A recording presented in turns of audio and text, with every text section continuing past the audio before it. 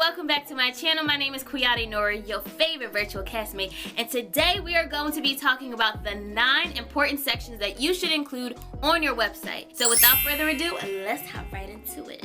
So the first thing that you should include on your website is your name. Whenever somebody is visiting, you want to make sure that the first thing that they see boldly and clearly is who you are, and that is your name. The second thing, actually the two next things, so number 2 and number 3 that you should include on your website are your headshots and your resume.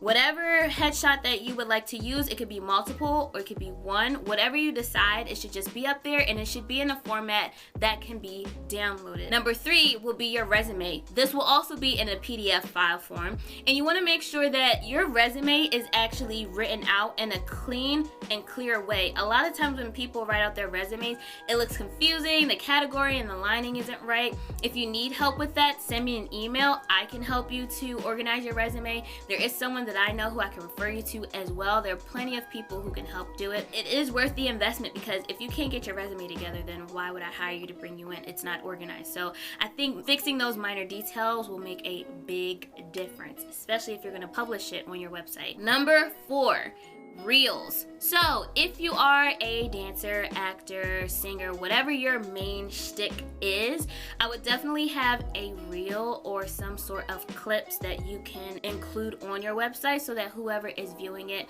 more so like creative team people, they have access to seeing you do what you do best.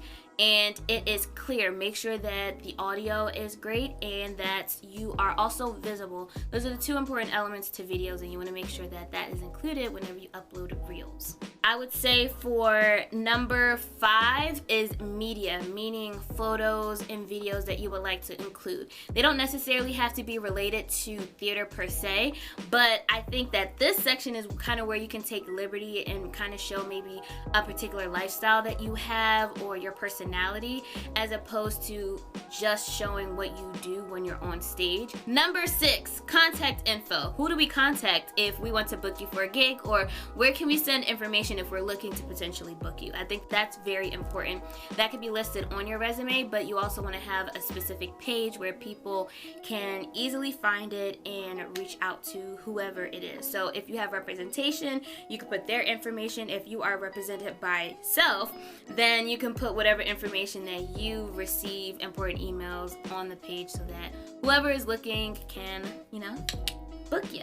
Number 7, an about me. So I actually should have listed this earlier, but I actually wrote it last because it left my mind. But having an about me section is awesome because we get to figure out, where do you come from before you came to New York? Who are you? And you can take your time with this. Now, everyone has different requirements on how long it should be or what you should include. Mine is kind of short, and I just included the meat and potatoes of it, but I have had different variations of an about me section. One that's like super duper long. It kind of gives you a background of where I'm from, where I went to high school, things like that. But it's completely up to you on what you would like to share with whomever is visiting your website. So make sure that you include just a little section to give a blurb about yourself. I would say it can be as short as 5 to 10 sentences, or it can be paragraphs depending on who you are. I think it shouldn't be an essay, but it should definitely give enough information to folks to tap into who you are as the human being and not necessarily the actor.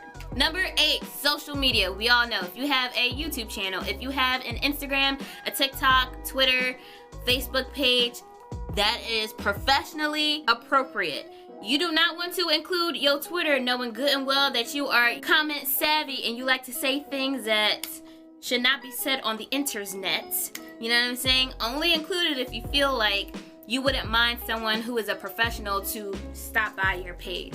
What you put out there is a reflection of you, and you know that whenever you're in a show that your comments are typically scouted and looked at, so that I hope that's not a shocker to anyone. However, you want to be careful. Number 9 is a skill set page. So this is a little different from media in the sense that maybe you want to highlight something outside of the arts that you do well.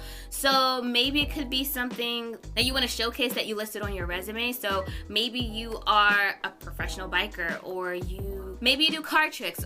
You can include that. Maybe you have outside work, like literary work, because you're a writer and you want to highlight that. have a page for that particular skill set so that you can share it. I think that anything that's kind of rare that can kind of show, oh, that's a cool kind of quirk that somebody has. Okay, so I added a 10th one, so having a blog section. So if you are someone who doesn't necessarily have a social media presence, but you do have an opinion about certain things, maybe you can incorporate a blog section where you talk about different topics and you showcase your writing that way. You don't necessarily showcase it in a way where you're writing stories about, you know, different characters and the interactions. Maybe you have a perspective on situations that you want to share, almost like you're a contributor for a particular magazine or on makeup and things like that, but you're not necessarily who would sit in front of a camera like I am for a YouTube channel. Those are the 10 different categories that you should include on your website. I hope that this was helpful. If you have any questions, definitely feel free to email me. Thank you all for watching, and I will see you at the next show. Bye.